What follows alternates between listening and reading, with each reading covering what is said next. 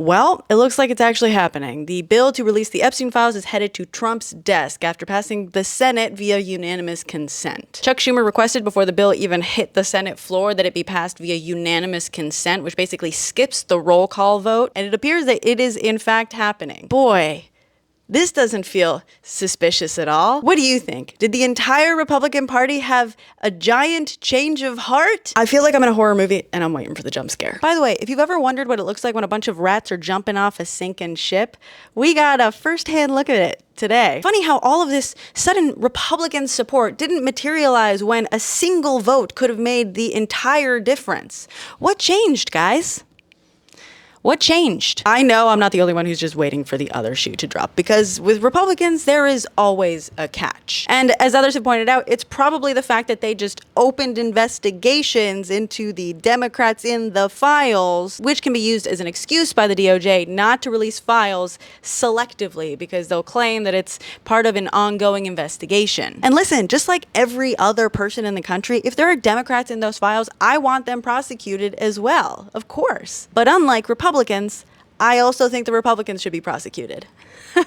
See the difference there? But here's the thing. This whole ongoing investigation thing isn't the only thing that could put a stop to all of this. And while this may be a little less likely, I figure no time like the present to learn about pocket vetoes. We'll keep this snappy. If you remember how a bill becomes a law, once it passes in the House and then passes in the Senate, it gets sent to the president, where he can put his John Hancock on it to hopefully make it law. Alternatively, he could veto it. Now, if he vetoed it, it would get sent back to the House and Senate, and it could be passed with a veto-proof majority, or 2/3 of the vote in each chamber. Now, just because theoretically it will have already passed in both chambers nearly unanimously, by the way, someone should check Clay Higgins' computer, doesn't mean that they don't have to vote again to override that veto. Could supporters drop out? Yes. But alternatively, he has a third option, which is not signing it and not vetoing it. After 10 days, if Congress is in session, it will automatically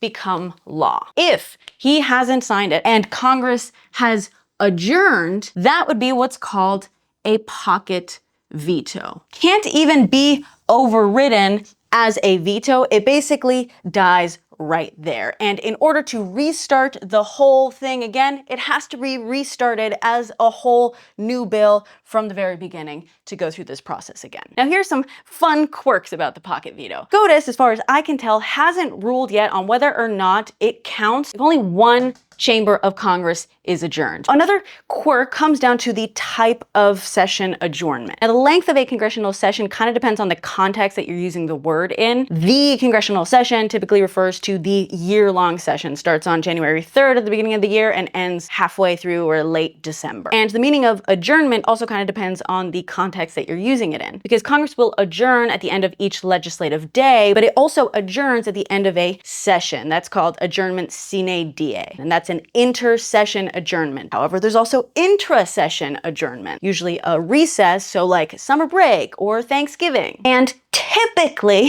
typically being the operative word, a pocket veto is assumed to only really work during an inter-session adjournment. Originally a SCOTUS ruling, I believe in like the 70s, basically saying that a 3-day intra-session adjournment or recess would not result in a pocket veto. And then that precedent was expanded upon with another court case sometime after that said that an intra-session adjournment wouldn't result in a pocket veto as long as Congress had set someone up there to receive presidential messages, which is a little procedural and bureaucratic as far as a barrier goes. You may have noticed that it's November, and in 10 days, everyone's going to be on Thanksgiving break. So is Thanksgiving recess likely to qualify as an adjournment that would result in a pocket veto? Normally, under typical circumstances, I would say no.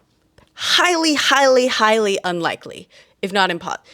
Highly unlikely. But there are some technicalities that they could utilize. In addition to that, they can also adjourn sine die, as in for the end of the year, at any point they want.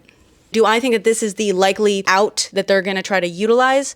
No, but it is possible. And more importantly, we learned a little something, right? But I will say this whole active investigation, barring the release of evidence, is far more likely to be used as their excuse. So I wish I could get more excited about this without being suspicious of it. But it is worth commending the people that have been fighting for this since the very beginning, especially, of course, the survivors that have been out here very publicly talking about their experiences and fighting for their day to see justice served, or at the very least, the day for the world to bear witness to some of the actual evidence against the perpetrators. So, I hope Republicans and Trump have suddenly turned a new leaf and care about the victims and really, really want those files released without any funny business. I do. I really, really do. Here's to hoping.